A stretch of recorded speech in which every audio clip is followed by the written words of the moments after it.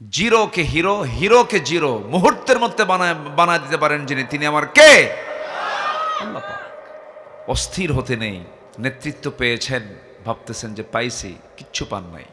কখনো প্রভাব বিস্তার করার চেষ্টা করবেন না। নিজেকে হামবে তামবে ভাববেন না। অহংকারকে চূর্ণ করে দেওয়ার একমাত্র ক্ষমতা কার?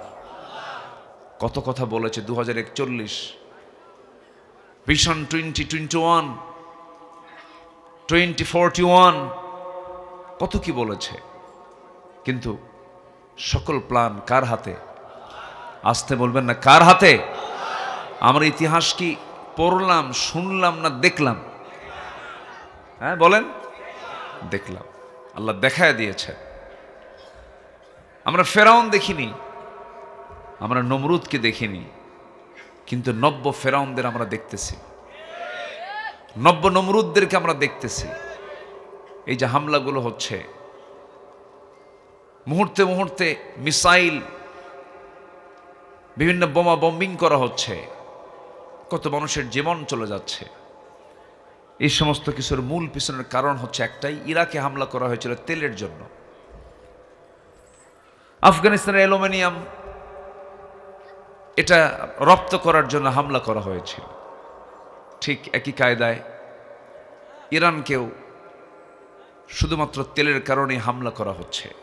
এক কথায় এগুলো হচ্ছে সব তেল চোর। কি চোর বলেন? কিচ্ছু না, কোনো ইস্যু নাই। তাদের কাজ হচ্ছে আমরা এই সম্পদগুলোকে কেমন হস্তগত করব, এটা হচ্ছে তাদের মূল লক্ষ্য। এর মাঝে মানুষকে হত্যা করা হচ্ছে, কত জীবন চলে যাচ্ছে। এই বৈশ্বিক সংকটে আমি আপনি মুসলমান, আমার আপনার কি ভূমিকা থাকা উচিত? এমন কথা ইসলামে আছে না নাই বলেন তো? আচ্ছা, এই সময় কি আমাদের বিচ্ছিন্ন থাকার কি কোনো সুযোগ আছে? কিন্তু দুঃখ লাগে, সবচেয়ে আজকে বিচ্ছিন্ন হয়ে থাকা জাতি হলো মুসলমান।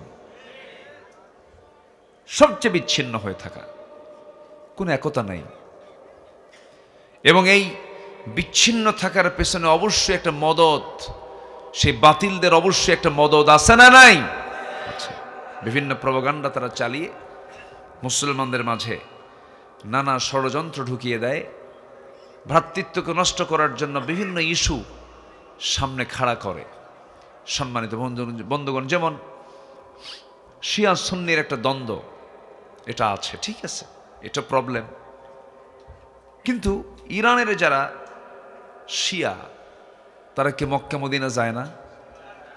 হজ করে কিনা? ওমরা করে কিনা? করে। আমার দেশের কিছু আলেমরা ফতুয়া দিলেন যে তারা কাফের,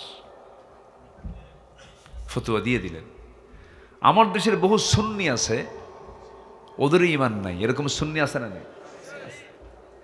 মাজারে সেজদা দেয়, আল্লাহকে নিয়ে, রাসূলকে নিয়ে এত বাজে কথা বলে, অথচ তারা সুন্নি পরিচয় দিচ্ছে, আহলে সুন্নাহ ওয়াল জামাতের লোক তারা, অথচ তাদের মধ্যে ঈমান নাই। তো শিয়াদের ভিতরেও একটা অংশ আছে, আমি ব্যাখ্যায় যাব না। ওদের মধ্যেও কিছু হকপন্থী আছে, আবার ওদের মধ্যে এমন কিছু গোমরা আছে যাদের ঈমানই নাই। এটা তো সুন্নির মধ্যেও নাই। কিন্তু ইরানে যে হামলা করা হয়েছে, শিয়া মনে করে না মুসলমান মনে করে? যারা হামলা করছে তারা কি শিয়া মনে করে না মুসলমান মনে? মুসলমান। বাবা, কথা বলা যাবে না, একটু থামেন। তাহলে এই যে একটা দ্বন্দ্ব, এটা কিন্তু পশ্চিমাদেরই তৈরি করা একটা দ্বন্দ্ব, যেন মুসলমানরা কখনো যেন একটা প্ল্যাটফর্মে না আসতে পারে। 57টি মুসলিম রাষ্ট্র নয়, শুধু 5টি মুসলিম রাষ্ট্র যদি আজকে এক হতো, গোটা পরাশক্তি যা আছে সব প্রশান্ত সাগরে হাবুডুবু খেত। কিন্তু আমরা এক হতে পারিনি। আল্লাহ রাব্বুল আলামিন বলেন, ওয়া'তাসিমু বিহাবলিল্লাহি জামিআন ওয়া লা তাফাররাকু ওয়াযকুরু নি'মাতাল্লাহি আলাইকুম إذ كنتم أعداء فألف بين قلوبكم فأصبحتم بنعمته إخوانا। তোমরা আল্লাহর রজ্জুকে শক্ত করে ধরো, মতপার্থক্য সৃষ্টি করো না। আল্লাহ রাব্বুল আলামিন বান্দাকে হুকুমটা দিচ্ছেন, আর এক জায়গায় বলছেন শারা'a লাকুম মিনাদ-দীনি মা ওয়াসসা বিহি নূহা ওয়াল্লাযী আওহাইনা ইলাইকা ওয়া মা ওয়াসাইনা বিহি ইব্রাহীমা ওয়া মূসা ওয়া ঈসা أن أقيموا الدين ولا تتفرقوا فيه। তোমরা আল্লাহর রজ্জুকে শক্ত করে ধরো, আল্লাহর দ্বীন জমিনে কায়েমের সংগ্রাম করো, মতপার্থক্য সৃষ্টি করতে যেও না।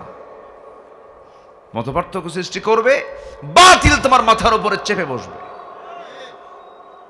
তুমি ধ্বংসের দ্বার প্রান্তে পৌঁছে যাবে, তুমি ধ্বংস হয়ে যাবে। এই জন্য আমরা যদি বিজয়ী হতে চাই, শর্ত হলো পৃথক থাকা না এক থাকা। বলেন, নামাজ কি একা না জামাতে? বলেন বলেন, হজ কি একা হয় না জামাতে? হজকে আপনি একা করলে হবে? হজে সব আরাফার ময়দানে সব হাজিরা এক জায়গায় হচ্ছে কেন? এখান থেকে শিক্ষা নিচ্ছে আমরা সব মুসলমান এক। হজ ঐক্য শিখায়, নামাজ ঐক্য শিখায়, কিন্তু সেই ঐক্য তো আজকে নাই। অথচ মুসলমানদের কি হারানো ঐতিহ্য। যুদ্ধের ময়দানে যুদ্ধ করতে গিয়ে এক সাহাবী তৃষ্ণার্ত হয়ে পড়েছেন। ইয়ারমুকের ঘটনা কে না জানেন? তৃষ্ণার্ত সাহাবী পানির জন্য ছটফট করছিলেন। এক সেবক এসে এক গ্লাস পানি তার হাতে দিল, বলল পানিটা পান করুন। তিনি বলছেন না, আমি যতটুকু তৃষ্ণার্ত তার চাইতে বেশি তৃষ্ণার্ত, দ্বিতীয় জনের কাছে চলে যাও। দ্বিতীয় জন বলল না, তৃতীয় জন আমার ভাই বেশি তৃষ্ণার্ত, তার কাছে চলে যাও। তৃতীয় জন একই কথা বলল, চতুর্থ জন, পঞ্চম জন, ষষ্ঠ জনের কাছে পাঠায় দিল। ষষ্ঠ জন এবার বলছে, আমি যতটুকু তৃষ্ণার্ত আছি তার চেয়ে বেশি তৃষ্ণার্ত হলো প্রথম জন, তার কাছে চলে যাও। সেবক গ্লাসটা হাতে নিয়ে যখন প্রথম জনের কাছে চলে গেছে, ইতিমধ্যে প্রথম জন শাহাদাত বরণ করেছেন। তারা একে অপরকে কতটুকু প্রাধান্য দিয়েছেন। গোটা পৃথিবীতে মুসলমানদের বিজয়ের জন্য এক নাম্বার অস্ত্র হলো মুসলমানকে এক প্ল্যাটফর্মে আসতে হবে, এক হতে হবে, মতপার্থক্য সৃষ্টি করা যাবে না। একটা পরিবারেরও যদি আপনি উন্নতি চান, পরিবারের সকল ভাইদেরকে পৃথক থাকা দরকার না, এক হওয়া দরকার। একটা পরিবারে যদি ভাই ভাই দ্বন্দ্ব লাগে, ওই পরিবারে শান্তি থাকে? থাকে না। একতা একটা বিশাল শক্তি, আমরা এটাকে মাথায় নেব। জোরে বলি ইনশাআল্লাহ। যারা মতপার্থক্য সৃষ্টি করবে ওরা মুনাফিক। ওরা কি বলেন তো? মুনাফিক। মুনাফিকদের কাজ হলো পেঁচ লাগায় দেওয়া, মতপার্থক্য সৃষ্টি করা, ফিতনা সৃষ্টি করা, ভ্রাতৃত্ব নষ্ট করা। যে মুসলমানের দ্বারা ভ্রাতৃত্ব নষ্ট হয়, সে কখনো প্রকৃত মুসলমান হতে পারে না। আমার নবীজি হুনাইন যুদ্ধ থেকে ফিরে আসতেছিলেন। হুনাইন যুদ্ধ, তো হুনাইন যুদ্ধে গনিমতের মাল কিছু পাওয়া যায়, মুসলমানদের বিজয় হয় তো, যুদ্ধলব্ধ মাল। সেই যুদ্ধলব্ধ মাল নিয়ে ফিরে আসতেছিলেন। আমার নবীজি ভ্রাতৃত্বকে কি গুরুত্ব দিয়েছেন দেখেন, একতাকে কি গুরুত্ব দিয়েছেন। ভ্রাতৃত্ব নষ্ট করা যাবে না, ঐক্য ভাঙ্গা যাবে না। তিনি ফিরে আসলেন, তো যুদ্ধলব্ধ মালগুলো তিনি করলেন কি, সব ম্যাক্সিমাম মুহাজিরদের হাতে দিয়ে দিলেন। মুহাজির হচ্ছে যারা মক্কা থেকে হিজরত করে কোথায় আসছে? মদিনায়। তাদের ঘর নাই, বাড়ি নেই, বউ নাই, বাচ্চা নেই, তাদের হাতে দিয়ে দিয়েছেন। মদিনার যারা আনসার, তাদের হাতে আমার রাসূল সেই হুনাইন যুদ্ধের পর কিছু দিলেন না।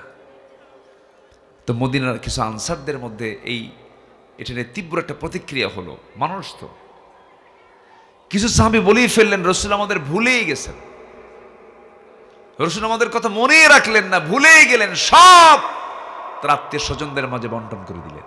যে মুহাজির, মক্কার মানুষ, রাসূল মক্কার মানুষ। এই জাতীয় কথা যখন নবীর কান পর্যন্ত আসলো, রাসূল এটাকে কখনো গভীরভাবে নিলেন না, রাগও করলেন না।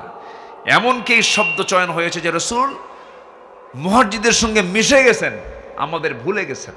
কথাটা কতটুকু মানে মারাত্মক কথা। আমার নবীজি শুধু শুনলেন। শোনার পরে নেতৃত্ব কাকে বলে, নেতৃত্বের গুণ কেমন থাকা দরকার দেখুন। আমার নবীজি বললেন, ও আমার সাহাবীরা, তোমরা সবাই যুদ্ধে অংশগ্রহণ করেছো, মুহাজির আনসাররা। ও আনসার সাহাবী, তোমাদের উদ্দেশ্য করে বলতে চাই, ওই মুহাজিরদের ভাইরা, মুহাজিরের ভাইরা তাদের ঘরে ঘোড়া নিয়ে চলে গেছে, মেষ নিয়ে চলে গেছে, দুম্বা নিয়ে চলে গেছে, ছাগল নিয়ে গেছে, কিন্তু আমি বিশ্বনবী নিজে তোমাদের ঘরে ঘরে আমি রাসূল পৌঁছে গেছি। তারা নিয়ে গেছে ছাগল, মেষ, ভেড়া ঘরে, আর তোমাদের ঘরে রাসূল ঢুকে গেছে। আল্লাহু আকবার বলেন। দেখেন কি একটা ভ্রাতৃত্বের ফাটল সৃষ্টি হওয়ার সম্ভাবনা। আমার নবীজি এমন একটা কথা বললেন, সব ফাটল দূর হয়ে ভ্রাতৃত্ব মজবুত হয়ে গেল। আমরা এই ক্রান্তি লগ্নে এই দেশের জন্য আমাদেরকে এক থাকতে হবে। সেটা হলো, কোনো হারাম কাজ আমরা সংগঠিত হতে দেব না, কোনো অন্যায় কাজের সঙ্গে আমরা সম্পৃক্ততা রাখবো না, কোনো চোর বাটপার চাঁদাবাজদের আমরা সমর্থন দেব না, ঠিক কিনা? এটা মাথায় রাখবো। নিজের সততাকে কখনো নষ্ট করব না, নিজের ঈমানকে কখনো প্রশ্নবিদ্ধ করব না, নিজের সততার অবস্থানকে কখনো ধ্বংস করব না, মিথ্যার ধারে পাশে যাব না, ওজনে কম দেব না, মানুষকে ঠকাবো না। এরপর ব্যবসা বাণিজ্যে সততার নীতি অবলম্বন করব, মানুষের সঙ্গে সুন্দর করে কথা বলবো। ভাই, পৃথিবীতে মানুষ বাঁচার জন্য আসে নাই, আমরা মরতে এসেছি, আমরা চলে যাব। এই প্রভাব, এই প্রতিপত্তি কিচ্ছু থাকবে না, সব জিরো হয়ে যাবে। এই দেশ শুধু কি এখন যারা শাসন করছেন এরাই কি চিরকাল থাকবে? এর আগেও কি অনেক শাসক ছিল না? তারা কি আছে এখন? আপনি 400 বছর আগের দিকে তাকান, এই উপমহাদেশ শাসন করেছে হলো মোগলরা, তাদের স্থাপত্য এখনো আছে। ওই দিল্লিতে, দিল্লির শাহজাহান মসজিদ, এরপর তাজমহলের নাম সবাই শোনেন নাই? তাজমহল বানিয়েছে ওই মোগল সম্রাটরা। সম্রাট শাহজাহান তার স্ত্রীর সমাধির উপরে তাজমহল নির্মাণ করেছে, এখনো ইতিহাসে সাক্ষী হয়ে আছে। হাজার হাজার কর্মচারী দিয়ে কোটি কোটি টাকা খরচ করে এই স্থাপত্য তারা নির্মাণ করেছে।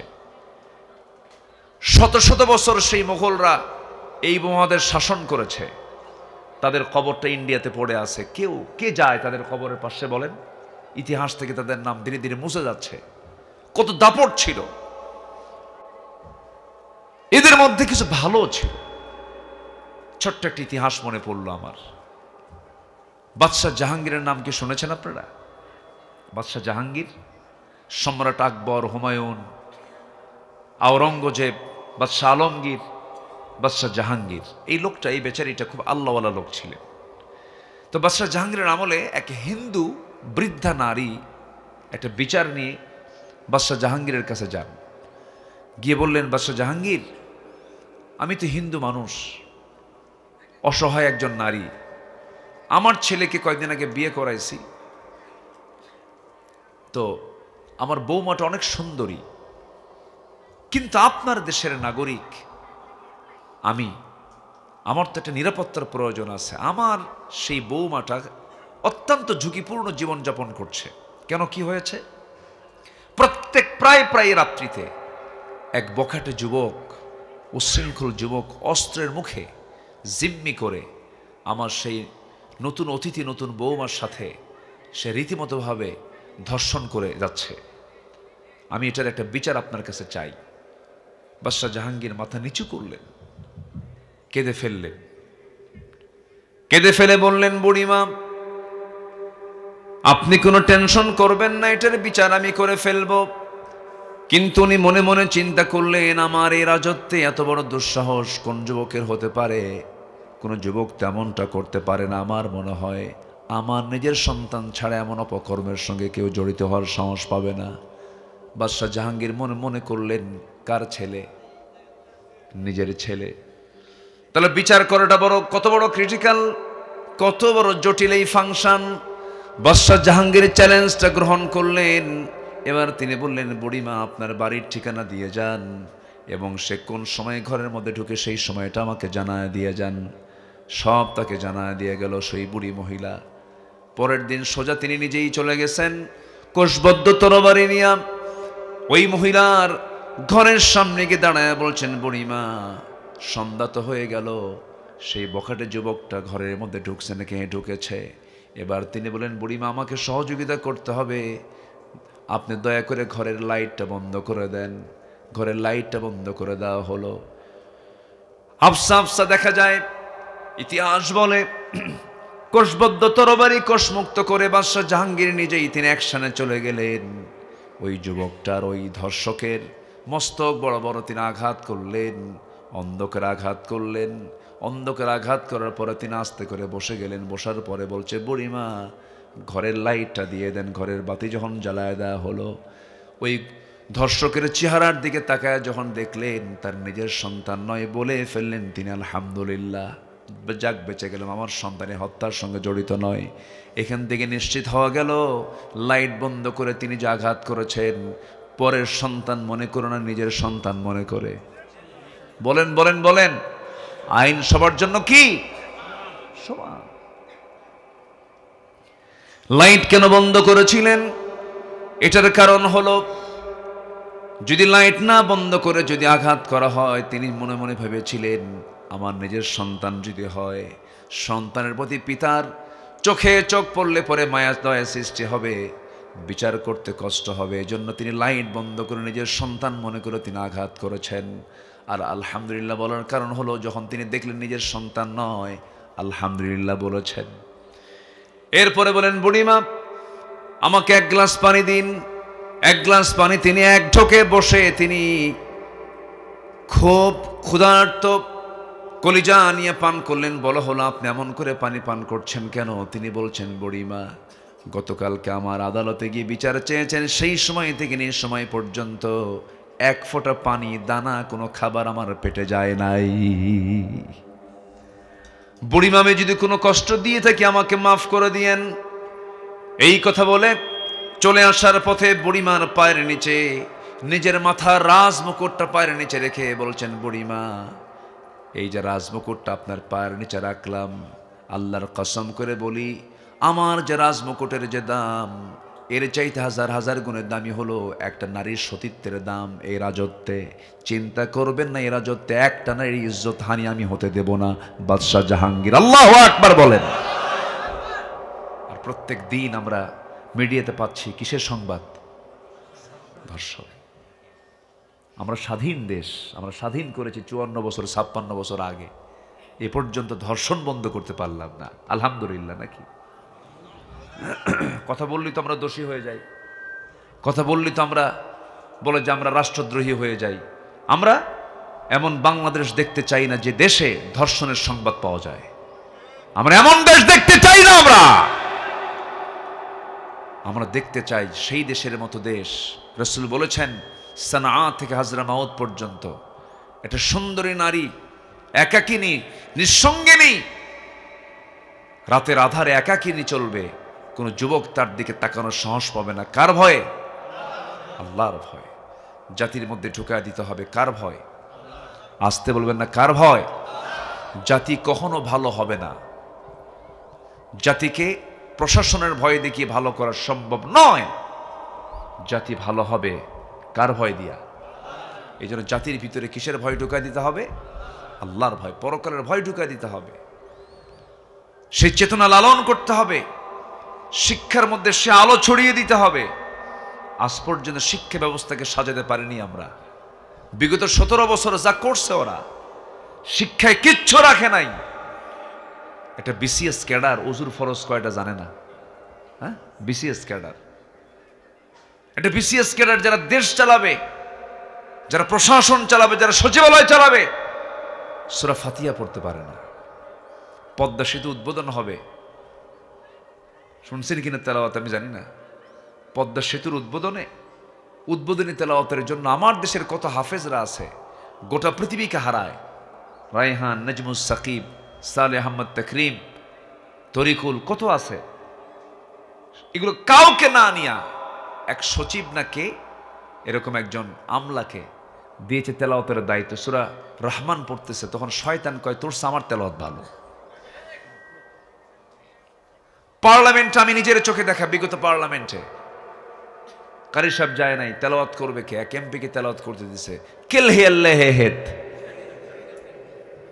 এই হচ্ছে আমাদের শিক্ষার দশা। এই প্রথম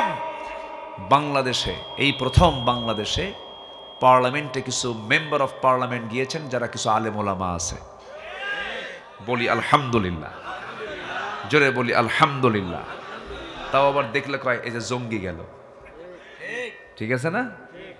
হ্যাঁ, সাথে থাকলে সঙ্গী আর না থাকলে জঙ্গি হয়ে যায়। এগুলো খায় না জনগণ। জনগণ সব পালস বোঝে, পালস বুঝেই তো রাস্তায় নামছিল, নামে নাই, নেমেছে। এগুলো করা যাবে না। আমরা একতা চাই, আমরা কারো বাবার আইন চাই না, কোনো ব্যক্তির আইন চাই না। আমরা কোনো ব্যক্তি, কোনো বাবা, কোনো স্বামী, কোনো বাপ মা, আমরা এগুলো নিয়ে আমরা চাই না। আমরা চাই আল্লাহর আইন জমিনে চালু হোক। ঠিক কিনা বলেন? সোজা কথা। কয়দিন বাঁচবো আমরা? এই যে 59 বছর বয়স, বসে বসে গল্প করলাম। বয়স কত? চলো 59 বছর। রসুল বেঁচে ছিলেন কত বছর? আর কয় বছর আছে বলেন? আর কয় বছর আছে? রসুলকে মহাব্বত করলে তো তার বয়সটা মহাব্বত করতে হবে, কি ঠিক আছে কিনা বলেন? তাহলে 59 বছর আর কয় বছর? 4 বছর। একটু মেপে নেন না যারা আছেন এখানে। যদি কারো 50 হয়, আপনার কয় বছর? যদি কারো 40 হয়, আর কয় বছর? জাস্ট স্ট্যান্ডার্ড একটা মাপ নেন। আমার নবীজি আমার সুন্নাহ, আমার নবী আমার মডেল না? আমার মডেল তো আমার নবীজি 63 বছর। আপনি ভাবেন যে আপনি 63 বছর ভাবেন, যাবই তো চলে। এইরকম টেকনিক কইরা ইমান নষ্ট করার দরকারটা কি? বোনকে জমি দেয় না, ভাইয়ের হক মেরে খায়, ভাতিজা, ভাইটা মারা গেছে, ভাতিজা সম্পত্তি পাবে সিংড়ার পৌরসভার মধ্যে, দেয় না। এরকম চাচা নাই তো? আসতে কয় আছে না নাই? আচ্ছা, একজনকে ভোট দিছে, সেই ভোটে জিতে নাই, বলে আমার ভোটটাই নষ্ট হয়ে গেল। দেখছেন ওর সেন্স দেখেন। মানে একজনকে রায় দিয়েছে, সেই রায় যাকে দেওয়া হয়েছে সে হেরে গেছে, বলে যে আমার ভোটটা পৌঁছে গেল। আচ্ছা, ভোট কি পৌঁছে? আপনি রায়টা দিবেন খারাপের দিকে না ভালোর দিকে? ভালো জিতুক আর না জিতুক, পুরস্কার কার কাছে আছে? ইউকতাল আও ইয়াগলিব ফাসাউফা নুতিহি আজরান আযীমা। জিতুক আর হারুক, বিজয় কে দিবেন? পুরস্কার কে দিবেন? আল্লাহ দিবেন। এটা মাথায় নিয়ে আমরা চলবো। জোরে বলি ইনশাআল্লাহ। আপনি একটা চোরকে সমর্থন দিলেন, চোর চেয়ারে বসে গেল, চুরি করবে, আপনি সব পাবেন না? না গুনাহ পাবেন? কি পাবেন আপনি? গুনাহ পাবেন। ও যত চুরি করবে ওটার একটা অংশ আপনার আমলনামায় যাবে। এই জন্য আমরা আমাদের প্রত্যেকটা পদক্ষেপকে আমরা ইসলাম সামনে রেখে আমরা চলবো। জোরে বলি ইনশাআল্লাহ। আমার বন্ধুগণ, এই জন্য আমাদের মূল লক্ষ্য হলো জান্নাতের দিকে আমাদেরকে দৌড়াতে হবে। وسارعوا إلى مغفرة من ربكم وجنة عرضها السماوات والأرض أعدت للمتقين। জোরে বলুন আল্লাহু আকবার। জান্নাতের দিকে দৌড়াও। জান্নাতের লোভ, তীব্র লোভ ভিতরে জাগ্রত করে নাও। জান্নাতের আকাঙ্ক্ষা যদি তীব্র হয়ে যায়, দুনিয়ার কোনো কিছু মায়া, কোনো মোহ তোমাকে আকৃষ্ট করতে পারবে না। সুন্দরী নারী তোমাকে পাগল বানাতে পারবে না, কারণ তোমার ভিতরে থাকবে জান্নাতের হুরের কামনা।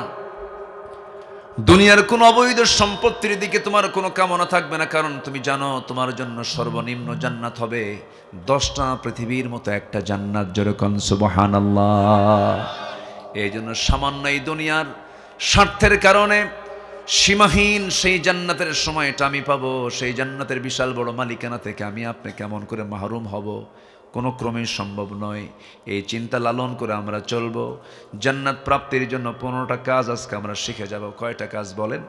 15টা কাজ। আমি কি একটা কইছি এ পর্যন্ত? নুরু ওয়াজ কিন্তু শুরু, ওয়াজ কিন্তু একটা লাইনে চলে আসছে, তাই না? আমি তো হতাশ হয়ে গিয়েছিলাম একটু, যে মনে হয় আজকে আর কথা বলার সুযোগ পাবো না, দোয়াটা করে দিই। কিন্তু আল্লাহ একটা সুযোগ করে দিলেন, তাই না? এটা আলহামদুলিল্লাহ বলা যাবে না ভাই? ফজর পড়বেন? সবার কি ফজর পড়ার নিয়ত আছে তো ইনশাআল্লাহ? না ঘুমাবেন? ঘুমাবেন? এই দেশে ফজর পড়ে বেশি না ঘুমায় বেশি? এই জন্য কিছু ঘুমাবেন কিনা? নামাজ পড়ে কয়জন? যে মুমিন পাখির আগে ওঠে না, সূর্য জাগার আগে জাগে না, সে মুমিনই না। কি কথা বোঝা গেল? পাখি আগে জাগবে না বান্দা আগে জাগবে? বলেন বলেন বলেন। সূর্য আগে উঠবে না বান্দা আগে উঠবে? বান্দা আগে উঠবে। সূর্যের চেহারা দেখে না, ওর তো ডায়াবেটিস হবেই। সূর্যের চেহারা দেখে না, ওর তো ক্যান্সার হবেই। চোখে কম দেখবেই। এগুলোর জন্য আমাদের, ওই যে বলছি না, এগুলো সব আমাদের হাতের কামাই তো। এগুলো সকালের যে বরকত, বুরিকাল্লি উম্মতি ফি বুকুরিহা, আমার উম্মতের বরকতময় সময় হলো সকাল।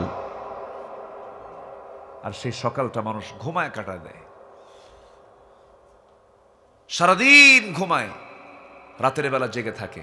এরকম লোক কম না বেশি বলেন তো? বেশি। কুত্তার কাম কি?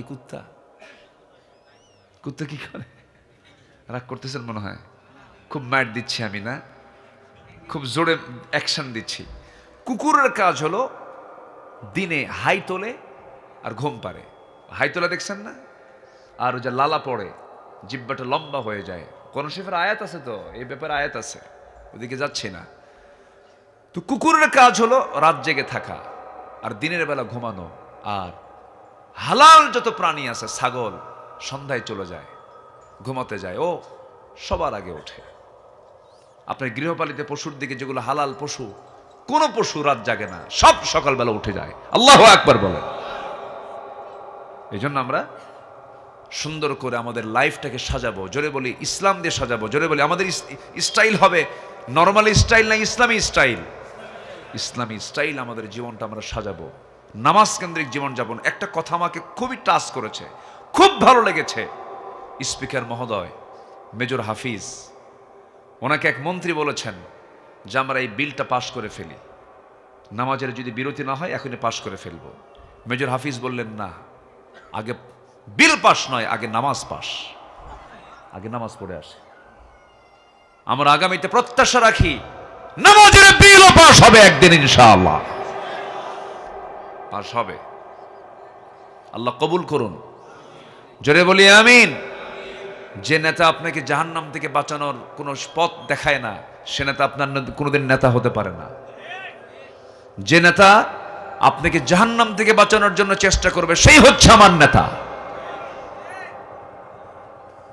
আল্লাহ সবাইকে বোঝার তৌফিক দান করুন। জোরে বলি আল্লাহুম্মা আমিন।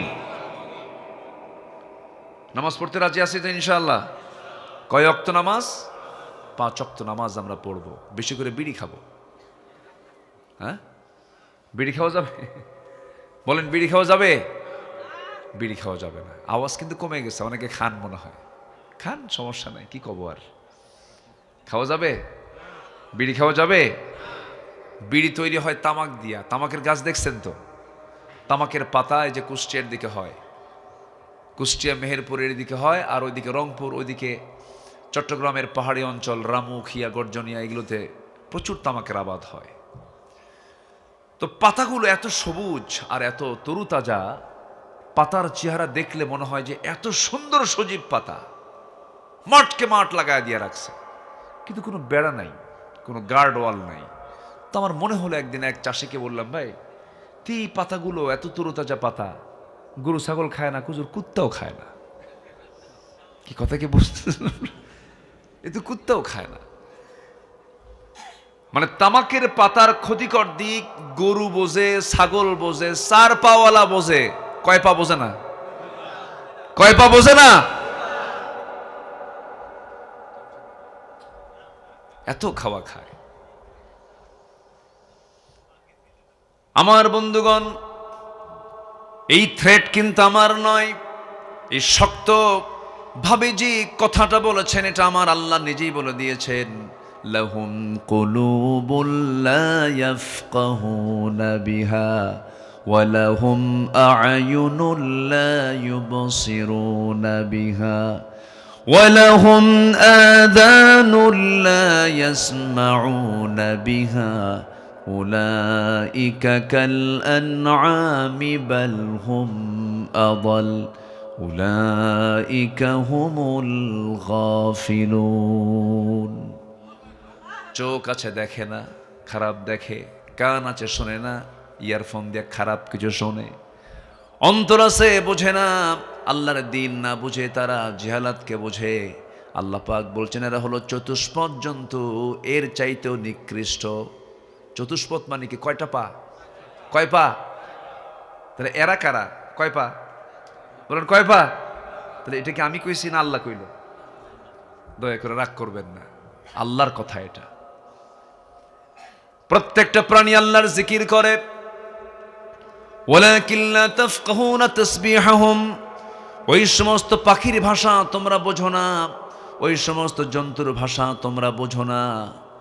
আপনার বাড়ির যে গৃহপালিত পশুগুলো, আপনি যদি ফজর নামাজ না পড়েন ওরা কিন্তু টের পায় আমার মালিক নামাজ পড়ে না।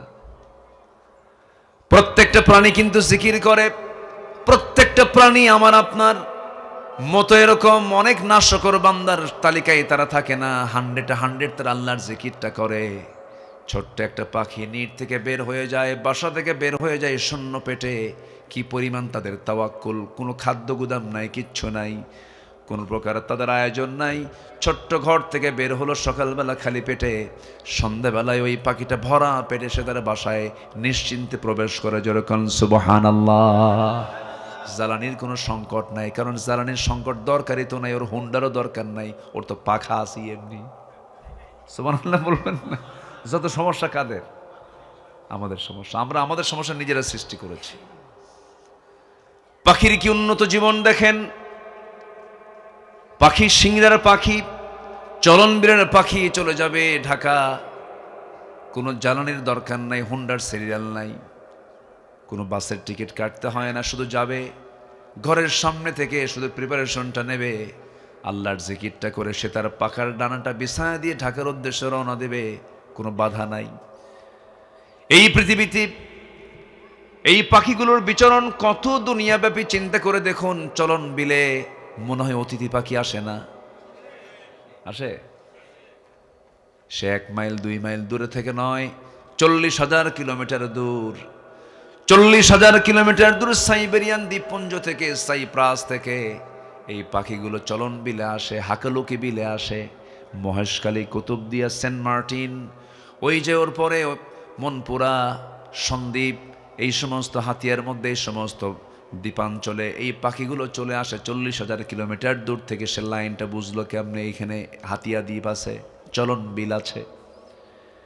এই পাখিগুলো কেমন করে আসে, কেন আসে, কি জন্য আসে? ওই সময় তারা আমার দেশকে পছন্দ করে নেয়, যে সময় ওই দেশে তাদের জীবনটা বিপন্ন হওয়ার সম্ভাবনা থাকে। এত তীব্র ঠান্ডা পড়ে যায় যে -20 হয়ে যায়, -25 হয়ে যায়। ঠান্ডার তীব্রতায় তাদের রক্তগুলো সব আইস হয়ে যাবে, বরফ হয়ে যাবে, শুকে তাদের হাড় স্ট্রোক করে মারা যাবে। আল্লাহ বলেন, পাখিরে, এই দেশে থাকলে তোদের জীবন থাকবে না, তোরা মরে যাবি, অতএব তোরা বাংলাদেশে চলে যা। বাংলাদেশে গিয়ে 6 মাস থেকে আয়, ওখানকার আবহাওয়ায় তোরা বেঁচে থাকবি। আবার যখন তোর দেশে, তোর মাতৃভূমিতে যখন আবহাওয়া, যখন গরম যখন সৃষ্টি হবে, যখন ঠান্ডার তীব্রতা কমে, যখন স্বাভাবিক তাপমাত্রা হবে, সেই সময় তোরা ফিরে আসবি তোদের বাড়িতে। এখন তোরা তোর বাংলাদেশে চলে যা, চলন বিলে চলে যা। এই পাখিগুলো যখন রওনা দেয়, পাসপোর্ট হাতে হাতে নিয়ে রওনা দেয়। পাসপোর্ট আছে? কোনো পাসপোর্ট নাই, ইমিগ্রেশন নাই, তদন্ত নাই, কিচ্ছু নাই। সেই সাইপ্রাস থেকে পাখিগুলো রওনা দিল। কেমন করে তারা রোডটা চিনল? আকাশপথ আছে না নাই বলেন? আকাশপথের লাইন কিন্তু আছে। আকাশপথ কিন্তু সহজ নয়, এখানেও কিন্তু ট্রাফিক আছে। নির্দিষ্ট একটা রুটে চলতে হয়, নির্দিষ্ট লাইনে চলতে হয়, রাডারে চলতে হয়, নিয়মতান্ত্রিক পন্থায় চলতে হয়। এখন এই পাখিগুলো ছোট্ট ছোট্ট মাথা নিয়ে, কোনো কিছু নাই সাথে, তারা কেমন করে এত পথ পাড়ি দিয়ে চলে আসে? বিজ্ঞান বলছে ওই সমস্ত পাখির মধ্যে আল্লাহ রাব্বুল আলামিন ক্রিপ্টোক্রম নামক একটা প্রোটিন দিয়ে দেন। ওই প্রোটিনের মধ্যে জিপিএস থাকে, ট্র্যাকিং থাকে। ওই ট্র্যাকিংটা ফলো করে করে সে সোজা চলন বিল খুঁজে পায়। জোরে কোন সুবহানাল্লাহ। কে দেন? আসতে বলবেন না, কে দেন? কুল্লু কদ আলিমা সলাতাহু ওয়া তাসবিহাহু, প্রত্যেক প্রত্যেকটা পাখি তসবিহ এবং নামাজ পড়ে, আল্লাহু আকবার বলে, সলাতাহু ও তাসবিহাহু, দোয়া করে, আল্লাহর নাম আল্লাহর জিকির তারা করে। শুধু করে না কে বলেন, কে করে না? মানুষ খালি ঘুমায়। ফজরের সময় মুসল্লি নাই জানেন, বুকটা ফেটে যায়, খালি বারবার বলে বাংলাদেশ মসজিদের দেশ, ঢাকা মসজিদের শহর, মুসল্লি ফাঁকা। কি আমি কি ভুল বললাম? তাহলে মুসল্লি ফাঁকা যে মসজিদ, সেই মসজিদ করে লাভ আছে? আবাদহীন মসজিদের কোনো দাম আছে? দাম নাই। সিরাখালীর মসজিদ ফজর নামাজ দিয়ে ভরপুর হোক, সবাই চান না ইনশাআল্লাহ? সবাই কি চান? আল্লাহ কবুল করুন, জোরে বলি আমিন। আরো জোরে বলি আল্লাহুম্মা আমিন। নামাজকে আমরা কন্টিনিউ করব, নামাজ আমরা কেউ ছেড়ে দেব না। জান্নাত প্রাপ্তির জন্য 15টা কাজ আজকে আমরা শিখে যাব। নাম্বার 1 হচ্ছে নেক আমল সহ ঈমান আনবো। রাজি আছেন? কি কি কি ঈমান আনবো আমরা বলেন? ঈমান আছে কিন্তু আমল নাই, দাম আছে? কোনো দাম নাই। আমল আছে, ঈমান নাই, দাম আছে? দাম নাই। অনেক হিন্দু ভাই কিন্তু আছে দেখবেন, মিথ্যা কথা কয় না, ওজনে কম দেয় না, জিনার কাছেও যায় না। এলে কি খারাপ আমল না ভালো আমল? কিন্তু কি নাই? ঈমান নাই। আমার নবীজির চাচা আবু তালেব, কে? আবু তালেব। লোকটার মধ্যে কি ঈমান ছিল? হ্যাঁ, ছিল না, কিন্তু নবীর প্রতি কি ছিল? মোহাব্বত ছিল। নবীর প্রতি মোহাব্বত নেক আমল। এমন কি আবু তালেবের যে মোহাব্বতের পরিমাণ, অনেক সাহাবীর মধ্যে মোহাব্বত ছিল। এত মোহাব্বত থাকার পরেও, এত নেক আমল থাকার পরেও জান্নাত পাবে না, কারণ কি নাই? ঈমানটা নাই। এই জন্য শর্তই হচ্ছে ঈমানও থাকতে হবে, নেক আমলও থাকতে হবে। আমলহীন ঈমান এবং ঈমানহীন আমল দুটাই মূল্যহীন হবে একদিন আল্লাহর কাছে। এই জন্য দুটা মিলেই আল্লাহ পাক, সুবহানাল্লাহ। আল্লাহ রাব্বুল আলামিন বলেন, ইন্নাল্লাযীনা আমানু ওয়া আমিলুস সালিহাতি কানাত লাহুম জান্নাতুল ফিরদাউসি নুজুলা খালিদিনা ফিহা লা ইয়াবগুনা আনহা হিওয়ালা।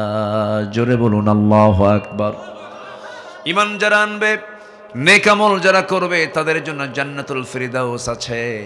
আমার আপনার জন্য সবচেয়ে বড় প্রাপ্তি হলো জান্নাতের প্রাপ্তি, জান্নাত লাভ করা। জান্নাত আমাকে পেতেই হবে, এই গুণগুলো আমরা অর্জন করব। জোরে বলি ইনশাআল্লাহ।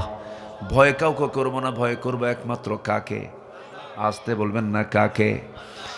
মারিয়াম চলে যান ওই মহিলার দিকে, আসিয়া চলে যান ওই নারীর দিকে। তাদের ঈমানটা কত মজবুত ছিল যে হাসতে হাসতে জীবনটা দিয়ে দিয়েছেন আসিয়া। ঈমানটা হারা হন না, ঈমান থেকে তিনি এক চুল পরিমাণ নড়েন না। ঈমান ছোটখাটো কোনো বিষয় নয়। ঈমানকে রক্ষা করতে গিয়ে অনেক ঝড়ঝাপটা সামনে ফেস করতে হয়। হাজারো ঝড়ঝাপটা আসুক না কেন, ঈমানদার কখনো ঈমানকে কখনো হাতছাড়া করতে পারে না। আসিয়ার নাম শুনছেন? আসিয়ার নাম কার বউ? বউ কার? ফেরাউনের। অনেক মা বোন আমাদেরকে বলে, হুজুর আমার স্বামী খুব খারাপ। আমি কই ফেরাউনের চেয়েও খারাপ? কি কথা শুনতেছেন কি আপনারা? অনেক বলে যে আমার স্বামীটা ভালো না হুজুর, খুব খারাপ, একটু দোয়া করেন। আমি বলি ফেরাউনের চাই তো খারাপ। আল্লাহ পাক কি ইমরাত ফিরাউন, আল্লাহ পাক আসিয়ার প্রসঙ্গটা নিয়ে গোটা দুনিয়ার নারীকে বুঝায় দিচ্ছেন। দেখো কি নারী আসিয়া, ফেরাউনকে সামনে রেখে ঈমান টিকে রাখছে। জোরে কোন সুবহানাল্লাহ। আর আমার দেশের মায়েরা সামনে একটা টেলিভিশন থাকলে ঈমান বেঁচে দেয়। কি থাকলে? টেলিভিশন এটা থাকলে কি করে দেয়? ঈমান বেঁচে দেয়। মোবাইল মারাত্মক ভয়ঙ্কর জিনিস। যিনি ব্যবহার করবেন, ঈমান যদি মজবুত হয় ব্যবহার করতে পারবেন। মোবাইল যদি আপনাকে চালায়, আপনার ব্যবহার করা জায়েজ নাই। আর আপনি যদি মোবাইলকে ব্যবহার করতে পারেন, আপনার জন্য জায়েজ আছে। আমার কথা কি বুঝতেছেন আপনারা? অনেকে প্রশ্ন করে, হুজুর মোবাইল ব্যবহার করা কি? উত্তরটা হচ্ছে এই, মোবাইল যদি আপনাকে চালায়, আপনার ব্যবহার করা জায়েজ নাই। আর আপনি যদি পরিচালনা করতে পারেন যে না না আমি কন্ট্রোল করতে পারবো, আপনার জন্য জায়েজ। এটা মারাত্মক ভয়ঙ্কর ঈমান, ঈমান বিধ্বংসী একটা কামান। এটা ব্যবহার করতে অবশ্যই সতর্ক থাকার দরকার আছে না নাই? বলেন, আসতে বলবেন না, আছে না নাই? এখন বাড়ির বউ লাগে না, বাড়ির ওয়াইফ লাগে না, ওয়াইফাই লাগে। কি লাগে? ওয়াইফ লাগে না, কি লাগে?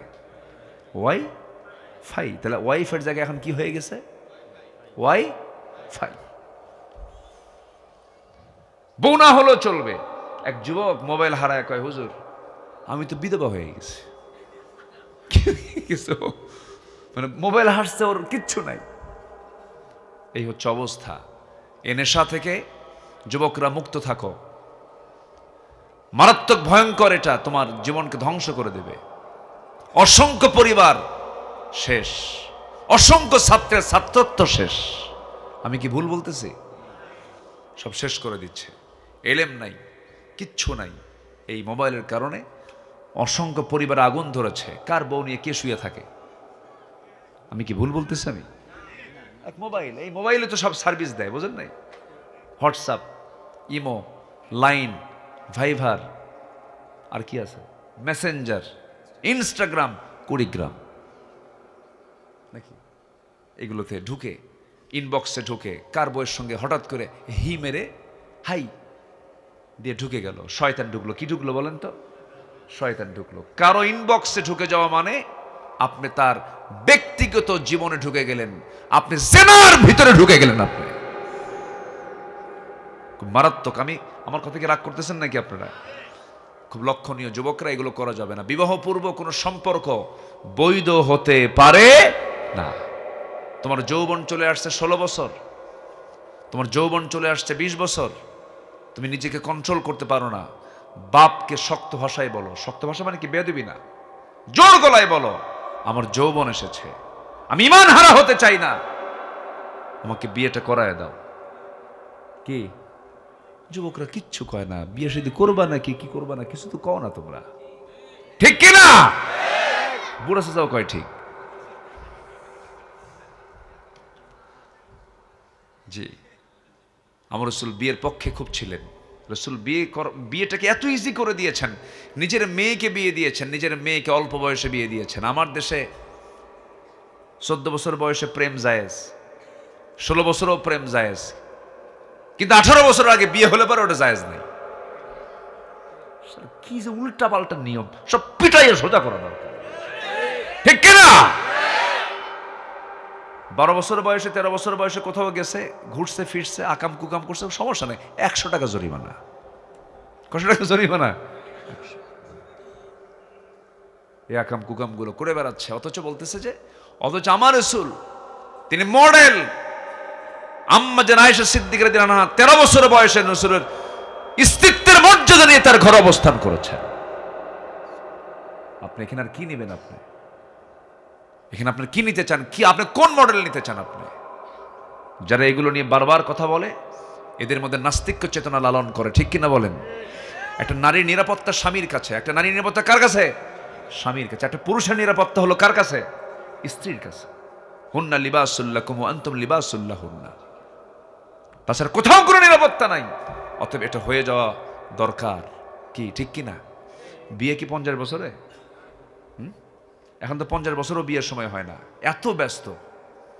50 বছরে বিয়ে কইরা চোখে দেখে না তো। 50 বছর চোখে দেখে? 50 বছরে বিয়ে কইরা 60 বছর একটা বাচ্চা হয়, সে বাচ্চার চোখেও চশমা, ওর চোখেও চশমা। রাস্তায় যখন হাঁটে তখন ছেলেকে বলে, এই ছেলে, এটা তোমার কে? দাদা না নানা? বাপ কি হয়ে গেছে? দাদা নানা হয়ে গেছে। এগুলো কোনো জীবন না। জীবনটা একটা সুন্দর করে সাজিয়ে নিবা, চরিত্র নষ্ট করবা না, চরিত্রকে ঠিক রাখবা। তুমি অন্য কোনো নারীর জীবন নষ্ট করবা, তোমার একজন বোনের জীবন নষ্ট করবা আরেকজন। সবার বোনকে, সব নারীকে তুমি আমানত মনে করবা, এটা আমানত। আমি তার দিকে লোলুপ দৃষ্টিতে তাকাচ্ছি। আপনার মেয়ের দিকে কেউ তাকাক, আপনি কি চান? আপনার বইয়ের দিকে কেউ তাকায় থাকুক খারাপ দৃষ্টিতে, আপনি কি চান? আপনি কেন তাকান? আপনি কেন তাকান? আমার মনে হয় কথায় কষ্ট পাচ্ছেন মনে হয় আপনারা।